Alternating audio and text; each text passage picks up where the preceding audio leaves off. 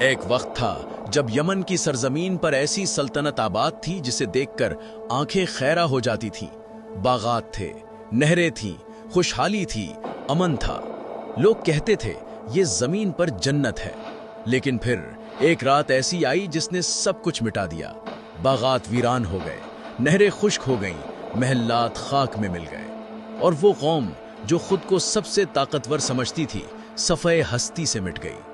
یہ کہانی ہے قوم سبا کی۔ یہ کہانی ہے ناشکری کی، غرور کی، اور اللہ کے اس فیصلے کی جو ہمیشہ حق ہوتا ہے۔ سبا کون تھے؟ قوم سبا جنوبی عرب کی سرزمین پر آباد تھی، اس علاقے میں جسے آج ہم یمن کہتے ہیں۔ یہ قوم صدیوں تک عرب کی سب سے طاقتور اور خوشحال قوم رہی۔ ان کی تہذیب اس قدر ترقی یافتہ تھی کہ مورخین آج بھی اس پر حیران ہیں۔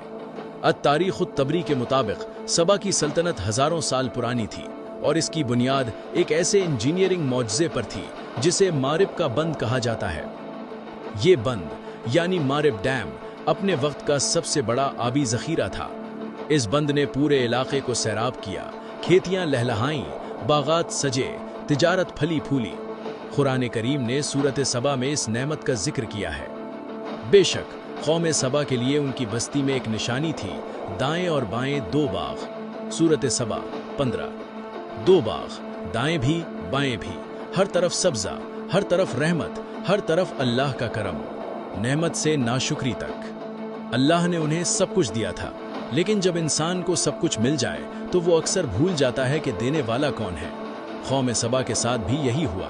پہلے انہوں نے شکر ادا کیا، پھر شکر کم ہوا، پھر شکر ختم ہو گیا، اور پھر وہ وقت آیا جب انہوں نے اللہ کو ہی بھلا دیا۔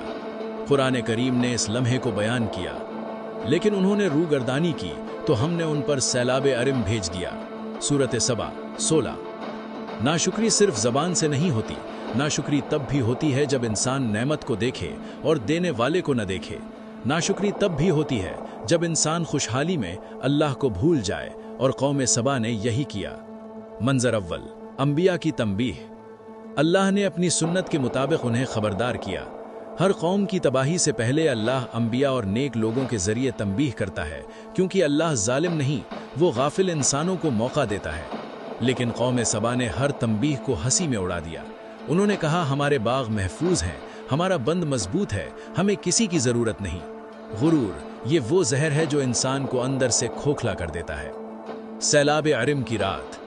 اور پھر وہ رات آئی، سیلاب ارم، یعنی وہ سیلاب جو تاریخ میں ہمیشہ کے لیے ثبت ہو گیا۔ مارب کا وہ بند جس پر انہیں ناز تھا، جس پر انہیں بھروسہ تھا، ایک ہی رات میں ٹوٹ گیا۔